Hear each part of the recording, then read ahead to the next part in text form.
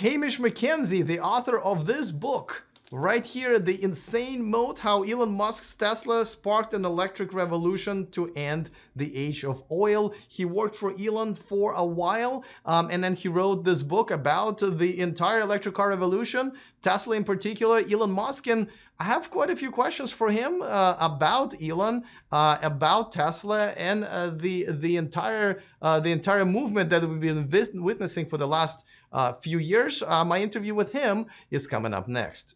Taking over the world, electrifying the world, E4 Electric! Welcome to E4 Electric, your number one source of unbiased electric car news. If this is your first time here, go ahead and click on the subscribe button so you can join our community, and that way you won't miss anything moving forward. All right, so Hamish McKenzie, he wrote this book, and it's available on Amazon. There's a link in the description of this video. And because he worked for Elon, I'm definitely curious about quite a few things that I guess there are very few people we can ask.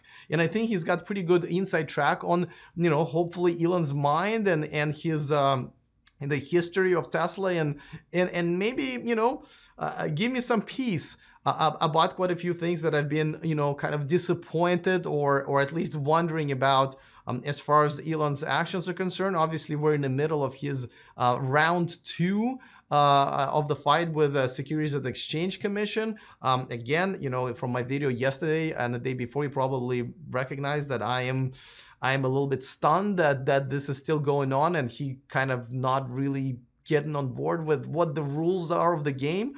So I'll ask that, and we're also going to talk about, just generally speaking, about how this whole revolution happened. Was it because of one guy? Was it because the timing was right? I think there are quite a few interesting topics that we're going to talk about. Before that, I want to remind you that this channel and the show is sponsored by Evanex. The aftermarket accessories for Tesla would not also exist without Elon Musk and the electric car revolution. Neither would this channel. So go ahead and grab the discount code in the description of this video so you can save yourselves a few bucks on the accessories that I myself enjoyed on my Tesla. That's over there in my garage. All right, so without further ado, I'm going to bring Hamish McKenzie and talk to him about all of these awesome topics. Hamish, welcome to the show. Thanks for having me. All right, so I got the book right here, and it's quite a read. And you're talking not just about a Tesla and Elon Musk, but just generally about electric car revolution. And I'm assuming that's the title, The Insane Mode. Can you tell me a little bit about how you came up with the title, but also tell me about, how in the world did this happen, right? How did this one guy essentially penetrated an old school, humongous industry and literally made them change pretty much everything? Well, insane mode was what was required for that to happen, because life as it was not just going to result in electric cars suddenly becoming popular.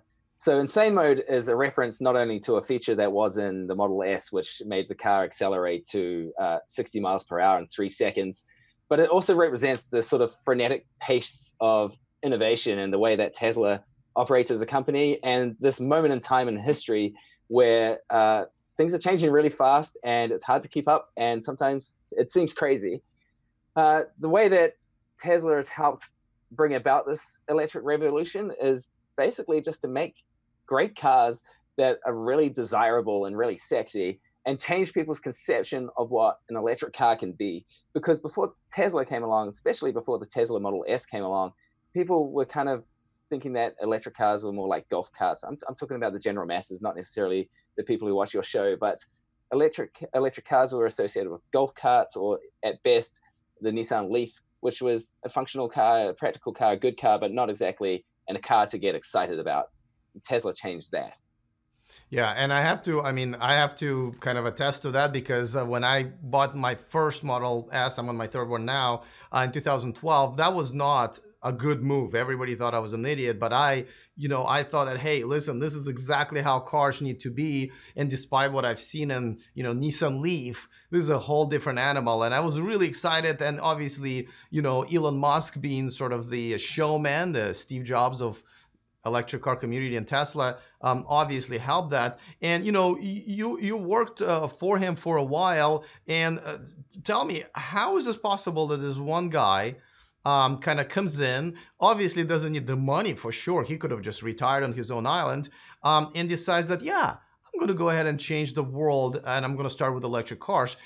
Was it him, but or was it just him and the circumstances where the world was ready and the factory was cheap because it was a recession and many other things? Tell me what went into all of that aligning of the stars, as far as you're concerned. Well, the development and lowering costs of the batteries, so lithium-ion batteries, was starting to become affordable and good because of their abundant use in laptops and cell phones. So that made the technology side of it much more possible. Electric cars suddenly, because of their expensive battery packs, had gone from being like a dream to just being a car that could be really good but expensive. And with a path to becoming much more affordable over time. So the batteries were definitely important, but it did take a man like Elon Musk to identify the possibilities associated with that shift. And it does take a man with his sort of stubbornness and determination and self-confidence to be able to think, I can do this, I can make this happen. But we shouldn't forget guys like Martin Eberhard and Mark Tarpenine and Ian Wright, who actually started Tesla and provided the germ for this in the first place. And Elon came along and accelerated their initial vision and made it bigger.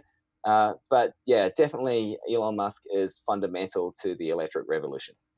Yeah, and I've been a huge fan for a long time, though lately I have been very much puzzled by what's been happening. As a matter of fact, this is one of the main reasons that I wanted to have you on the show, is to one, provide literally therapy for me, because I am a little bit puzzled for the last year or so. But secondly, maybe shine a little bit of light, because there's got to be a reasonable explanation for this. I mean, my viewers are very well aware that I've been very critical of him. In the last year and a half or so, I thought he just started, acting kind of irrational or radical. And there are a couple of tweets, including the PETA tweet and the 420 tweet, they were like way beyond acceptable. And now, as we didn't really plan it this way, but he's just once again in the middle of this whole fight with SEC. He might be held in contempt, and there might be more trouble. Can you shine some light on like what happened? He's obviously one of the most smartest people the most smartest people in the world, one of the most important people in the world, that surrounded himself with many other smart people. What's been going wrong? Well, Elon's star has really been rising outside of technology circles since the Model S started winning awards and becoming popular as a car.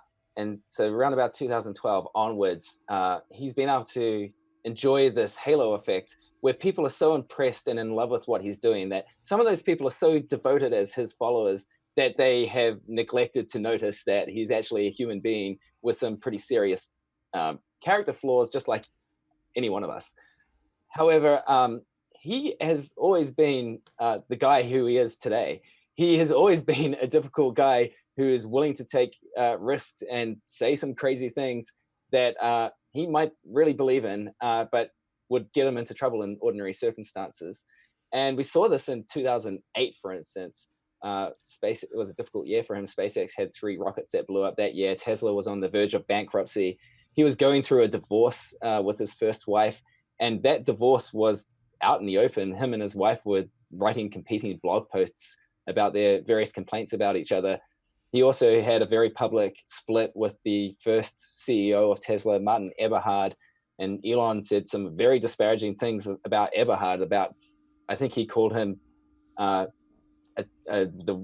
terrible human being or something like that, and he used some swear words in the process. Elon has always been very out there, very upfront, and right on the edge of what other people would consider kind of acceptable behavior for an executive. And what's different now is that the spotlight is more intense. The stage is bigger, kind of like the circus has moved into a bigger tent. And so these things are playing out in front of the world now, instead of just playing out in front of the technology industry who was paying attention pre-2012. Well, it's very interesting. So, I mean, that does explain it. So, what you're saying. Let me just get this straight. Elon has not changed. It's that a lot of us who kind of maybe came in late into his life as customers, admirers, and so forth. We just haven't seen that side of him in the cycle. You're saying that before, when he was going through stress and trouble and stuff like that, he was pretty much just the same. It's just now this is the first time we are all seeing it. Like I only started following him in 2012.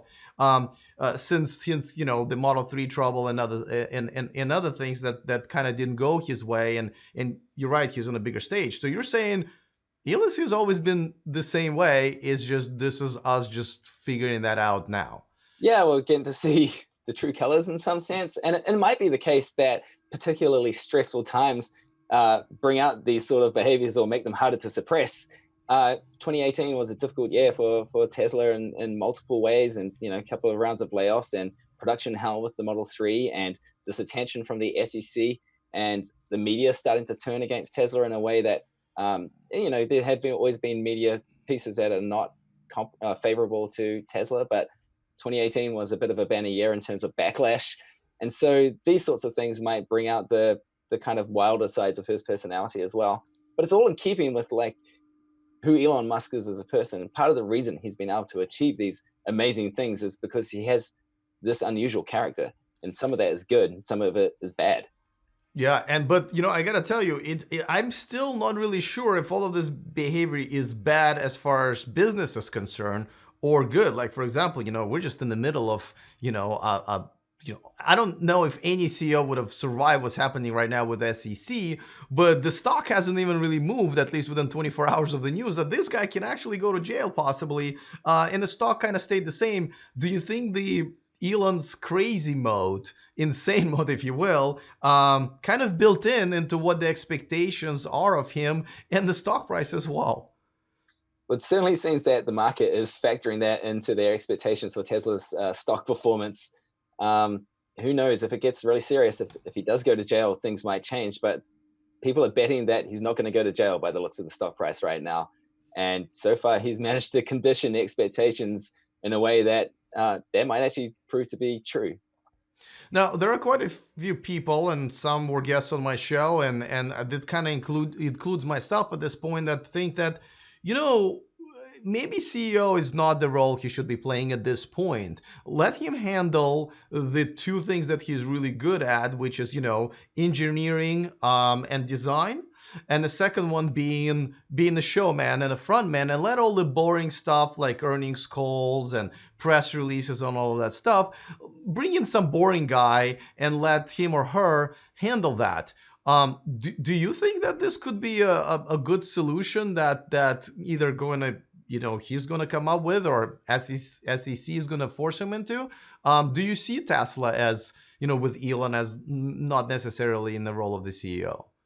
I think it still benefits Tesla to have Elon as the big decision maker who's in that CEO position and has that sort of talismanic role within the company.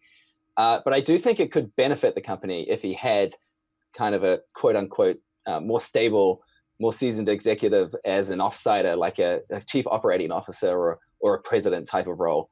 That situation works really well for him and SpaceX with Gwynne Shotwell in the president role there. And I could see that being a plus for Tesla too.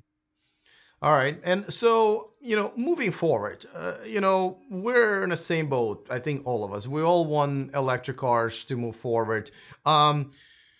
Do you see Tesla maybe being not as, maybe having to share the crown, or maybe lose some of the market share, credibility, sexiness, and so forth, as these issues with Elon arise, the Model 3 issues maybe continue, but at the same time the legacy manufacturers and other exciting startups like Rivian and Byton kind of catching up and being able to innovate still, where obviously Tesla is in the stages where it's all about production rather than innovation. How do you see this whole sort of ship navigating through the next few years?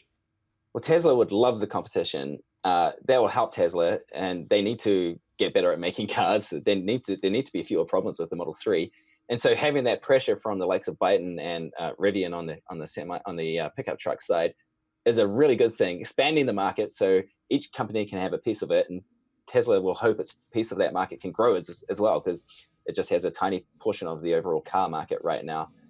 So I don't think its concern will be about are we going to be able to keep our dominance in the electric car space? Its concern will be, can we be the dominant car maker, full stop? Can we be the biggest car maker in the world? And that's a long-term project, and we're a long way off from that point. So it's not a concern for now. Okay, so going to the sort of premises of, electric car revolution, the electric car sales globally are still within 1 or 2%. And then, Tesla been on the market making it sexy for now almost 6 years. Why do you think, and to me, the progress is very slow. I would have thought that, especially this year with a lot of other manufacturers offering very decent electric cars now, I would have thought we would have been much further, and plus, by the way, incentives all over the place. Why do you think the progress has been slow, and what does need to happen? What point do we get to? How can we get to that point where people will make electric cars as at least a main consideration for their next purchase? It might be slow if you take the sort of focused view where you've been looking at the last 10 years. Product cycles for cars are longer, and people buy fewer cars than they do mobile phones, for instance. So you don't refresh your car every year unless you're especially lucky as in your life. So the transition will inevitably be slower. But when you look at Tesla sales have been doubling every year pretty much. And so electric car sales have been doing the same in China, for instance. And so I think if we cast ourselves 10, 20 years in the future and look at the chart of growth over time, and we look back at these early days of the electric car transition, we'll say, yeah, the growth started going like this, and then it really picked up and took a steep turn. And this is typical of disruptive technology. It's called an S-curve, where there will be sort of slowish start as the product becomes more widely known and people get more familiar with it, and infrastructure starts supporting it, and then more people start to build it, and economy of scales kick in and the prices come down. And then there can be a really steep acceleration point where the technology becomes much more widely available, much cheaper, much more popular, and everyone understands it. So I think we're just at the very start of that curve. Okay, so what does need to happen for the curve to start actually curving? What is it? Is it infrastructure? Is it more? Is it more incentives? There's got to be something. I feel like we're missing something still. Yeah, I think one thing that might stop people from buying a Nissan Leaf or a Chevy Bolt at the moment is that there are not as many supercharger type stations around the country as there are for Tesla. And it's still a relatively expensive car. They can buy a much cheaper Toyota Corona or something. I think we're going to see a real inflection point once we see the price of lithium-ion battery packs drop down to $100 per kilowatt hour. And I think that's going to be early 2020s, if not sooner. And so that the cost of buying an electric car, the sticker price of an electric car, can be roughly equivalent or lower than a comparable gasoline vehicle. And so people will start to see that not only with an electric car can you have a better car that is cheaper to run and cheaper to own over time, but you can have a cheaper sticker price on that car as well. So I think there will be a point where it's just a no-brainer to buy an electric car. It would seem like a stupid idea to buy an internal combustion engine car. And my guess is that some economies of scale need to kick in. The battery prices need to keep coming down early 2020. Okay, so last question. Obviously Tesla cannot continue being the 100% market share full leader as they are pretty much right now. Is there another manufacturer, existing legacy manufacturer, one of the startups, that you think will give Tesla a run for its money and maybe co-share the crown for a little bit? Because just as of course as an example, Apple iPhone was a king for a while, and then Android came in with an alternative, and now they took most of the market share away from Apple. Who do you think that Android's going to be to the Tesla in this industry? I think it will come from China, not the US. If it's going to be a startup, I think it's going to be someone like Bison or Neo. If it's going to be a legacy automaker, and I think that this one particular company will make it through the other side of the transition and will compete hard with Tesla, then I think it's going to be Volkswagen. And I think it's because they had to reinvent their entire business and rethink everything from scratch in the wake of the emissions scandal. And now, to their credit, they're doing the right things and investing heavily in making themselves into an electric car company, which is a good thing, and other automakers should take note. Okay, I mean, I actually very much agree, and it is. I mean, I'm a huge fan of Byton. I'm glad you mentioned that. There's also Neo, which I also believe they're actually ahead of everybody, especially with a battery swap. And yeah, Volkswagen Group with their Volkswagen cars, Audis, and Porsches are all basically making really amazing strides. They're running from this Dieselgate so hard, they're kind of starting to get to the head of the pack on our side. So, listen, very interesting. Obviously, we can't go over the entire book, and as we shouldn't, people should actually buy it. I will put the link in the description of this video, but if Amazon.com is where you can find this book. So thank you so much for being on the show. I have a feeling we'll talk again, because there might be a little chance that there will be more Elon drama and news coming out in the next few months and probably years. So hopefully I'll have you back on the show. Great. Well, I really enjoyed it. Thanks for having me. Absolutely. Thanks for being here. Cheers. All right. Well, this was interesting, I have to say. It's an interesting concept that, Elon has been the same all this time. It's just we have not seen that side of him since a while back, and that's why maybe it's new to a lot of us, including myself, and that's just the way it is. But I'm also kind of fascinated by it just kind of made me step back and look at this whole thing, how amazing and quick all of this kind of happened. So I'm certainly looking forward to your comments, and I'm hoping to have Hamish on my show soon once again. Don't forget, you should definitely get this book. There are quite a few topics covered in this book. You can buy it at Amazon. There's a link in the description of this video, so it's easier, guys, for you to shop for the book. Also, I want to thank one of my newer Patreons, Sean Morton. Thank you so much for joining my community there. That's the only place where you can watch me live. And thank you to all of my Patreons for contributing and keeping this independent channel going. All right, I can't wait to see some of your comments about the topics that we just discussed. Other than that, see you guys next time, and remember to stay charged.